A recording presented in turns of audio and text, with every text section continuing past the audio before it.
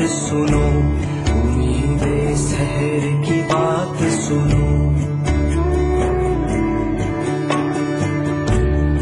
علم رسیدہ ہوں دامانے تر کی بات سنو، امید سحر کی بات سنو،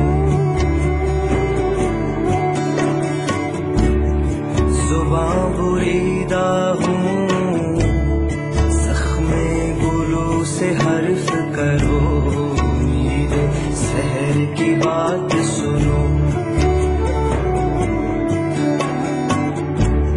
شکستہ پا ہوں ملال سفر کی بات سنو، امید سحر کی بات سنو، مسافر رہے صحرائے ظلمت شب سے،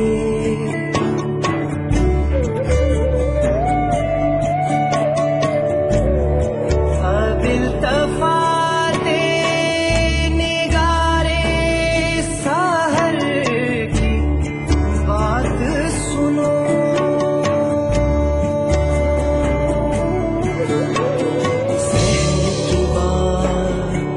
امید سحر کی بات، امید سحر کی بات، امید سحر کی بات، امید سحر کی بات، امید سحر کی بات،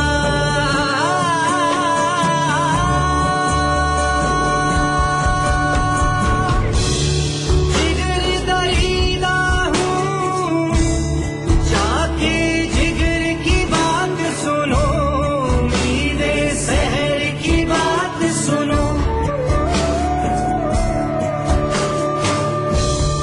علم رسیدہ ہوں دامانے تر کی بات سنو، امید سحر کی بات سنو، زباں بریدہ ہوں زخم گلو سے حرف کرو، امید سحر کی بات سنو۔ بسم اللہ الرحمن الرحیم، السلام علیکم سامعین، آپ سن رہے ہیں پاکستان فرسٹ .com پہ دا شو اور میں ہوں علی خان۔ سامعین، پچھلے 24 گھنٹے پاکستان کی ہسٹری کے میرے خیال میں سب سے ایونٹ فل 24 گھنٹے گزرے۔ پاکستان کے پرائم منسٹر نے صبح 5:45 پر قوم سے خطاب کیا اور اس بات کا فیصلہ سنایا کہ ہم جو ڈپوز چیف جسٹس اور ان کے اور ججز تھے ان سب کو ہم بحال کر رہے ہیں۔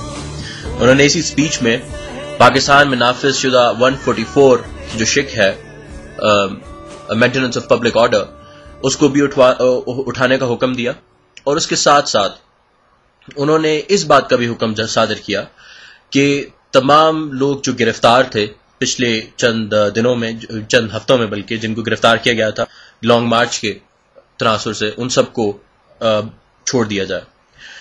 ان تمام حالات میں جو سب سے بڑی چیز رہی وہ تھی جو developments at the back end ہوئی، وہ ڈیولپمنٹس جو عوام کے سامنے میرے خیال میں نہ تو لائی جائیں گی اور نہ آئی ہیں۔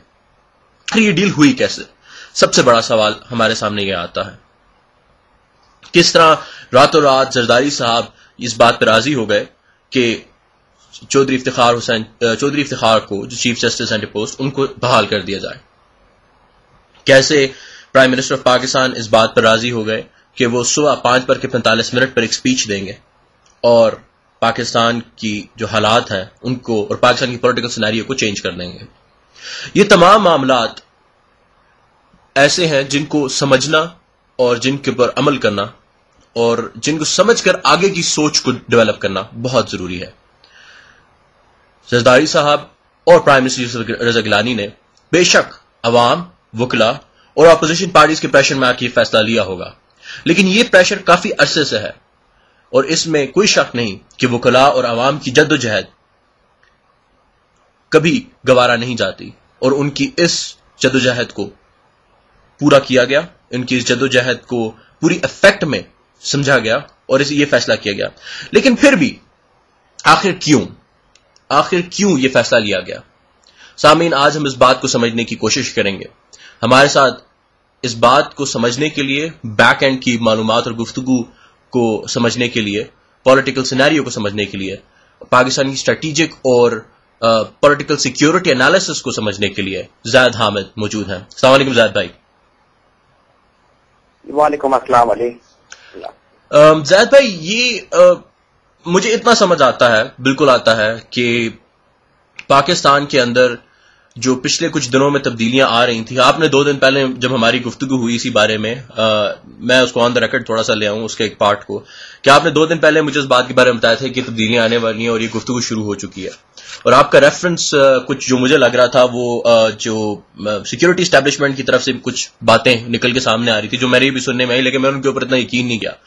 آپ نے جب کہا تھا کہ 2 دن کے بعد ہم اس پہ گفتگو کریں گے، تو آج میں آپ کے سامنے حاضر ہوا ہوں. آپ مجھے بتائیے کہ کیا آخر تبدیلی آئی کیسے اور یہ سارا کچھ ہوا کیسا؟ علی، یہ بڑی غیر معمولی داستان ہے اور بہت دلچسپ، اور ہم اب تفصیل سے بات کرنا چاہیں گے اس کے اوپر. ضرور. پچھلے کئی مہینوں سے یہ بات ہم کر رہے ہیں کہ ایک براہ راست تصادم ہو رہا ہے CIA اور ISI کے درمیان. ایک طویل عرصے سے جو امریکنز کوشش کر رہے ہیں کہ کسی طرح ISI کو کنٹرول کر لیا جائے، کسی طرح پاکستان کی سیکیورٹی اسٹیبلشمنٹ کو رحمان ملک اور زرداری کے کنٹرول میں دے دیا جائے. یہ کتنا ناپاک اور سینسٹر کھیل تھا کہ جس کا آغاز انہوں نے تقریباً 1-1.5 سال پہلے کیا تھا، جب انہوں نے مشرف کو ہٹانے کا رجیم چینج پلان کیا. اور ان کا مقصد امریکنز کا یہ تھا کہ ایک ایسی حکومت ہم لے کر آئیں گے کہ جو اب ان کا جو مزید ایجنڈا اس خطے میں ہے پاکستان کو توڑنے کا، اس پر فاسٹ ٹریک امپلیمنٹیشن کی جائے گی. یہ ساری تفصیل ہم اپنے پچھلے تمام پروگراموں میں بتا چکے ہیں. یعنی آپ کے ساتھ ہم نے جب وہ ڈسکس کیا تھا کہ یہ پاکستان کو یوگوسلاویا آپشن پہ توڑنے کی بات کرتے ہیں، اور جب انہوں نے ہولبروک کو بھیجا یہاں پہ اس خطے میں کہ یوگوسلاویا کو توڑنے کے بعد اب اس ایبسٹریکٹ ڈاکٹرن کی طرح افغانستان اور پاکستان کو ایک خطہ، ایک تھیٹر آف آپریشن سمجھ کر یہ اکٹھے اس علاقے پر حملے اور کام کرنا چاہتے ہیں. یہ ساری تفصیلات ہم پہلے ڈسکس کر چکے ہیں. اور یہ بھی ہم نے بات کی تھی کہ کس طرح پاکستان کی سیکیورٹی اسٹیبلشمنٹ اب ریزسٹ کرنا شروع کر رہی تھی امریکن گیم پلان کو. اور اس کی سب سے پہلی اور بڑی مثال ہمارے سامنے اس وقت آئی تھی کہ جب پرائم منسٹر گیلانی کو حوصلہ دیا گیا، ان کو ہمت دی گئی فوجی اسٹیبلشمنٹ کی طرف سے کہ وہ جنرل محمود درانی کو سیک کریں. محمود درانی ایک نان CIA ایسٹ تھا، اور اس کا کردار ماضی میں بھی اتنا مشکوک رہا ہے کہ جنرل ضیاء الحق کے طیارے کے تباہی میں بھی اس حوالے سے بھی ان پر شک کیا جاتا رہا ہے. بالکل. اور ان کو براہ راست امریکہ سے بھیجا گیا تھا پاکستان کے نیشنل سیکیورٹی ایڈوائزر بنا کر. بالکل. تو وہ جو اس وقت پاکستان پر ٹیم حکومت کر رہی ہے، اگر آپ دیکھیں تو ان میں سے کوئی بھی الیکٹڈ نہیں تھا. یہ تمام کے تمام لوگ وہ تھے کہ جو باہر سے مسلط کیے گئے، سوائے یوسف رضا گیلانی اس میں آصف زرداری صاحب ہوں جن کو زبردستی، سوائے یوسف رضا گیلانی کے. یعنی سچی بات یہ ہے کہ حکومت تو گیلانی صاحب کر ہی نہیں رہے تھے. یہ تو پہلی دفعہ ہے کہ انہوں نے اپنی کوئی سینس شو کی ہے، اور وہ اسی کی وجہ ہے جس پر ہم آئیں گے ابھی. لیکن جو حکومت اس ملک میں کر رہے تھے وہ آصف زرداری صاحب کر رہے تھے، جن کو NRO سے زبردستی امریکن نے دھلوا کے ناپاک اور کرپٹ ترین حکمران ہماری تاریخ کا ہمارے ساتھ مسلط کیا گیا تھا. دوسرا یہ سلمان کافیر تھے جن کے بارے میں کچھ نہ ہی کہا جائے تو بہتر ہے. تیسرا حسین حقانی تھے، پھر رحمان ملک تھے. اور اس قسم کے 4 اور ترین صاحب جو ابھی فائنانس کے منسٹر اپوائنٹ کیے گئے ہیں، یہ تمام اپوائنٹڈ لوگ ہیں جو CIA، city bank, world banking system یا زائنس لابی کی طرف سے اس ملک میں اپوائنٹ کیے گئے تھے. اور محمود علی درانی اس کے اندر ایک بڑے کیریکٹر تھے. صحیح. تو الیکٹڈ گورنمنٹ کی پیپلز پارٹی کی گیلانی صاحب اور ان کی کیبنٹ اور باقی جن کو مینڈیٹ دیا گیا تھا، ان کا تو پریکٹیکلی کوئی رول تھا ہی نہیں اس ملک کو چلانے میں. یعنی ان سے زیادہ کمزور اور ویک حکمران تو ہماری تاریخ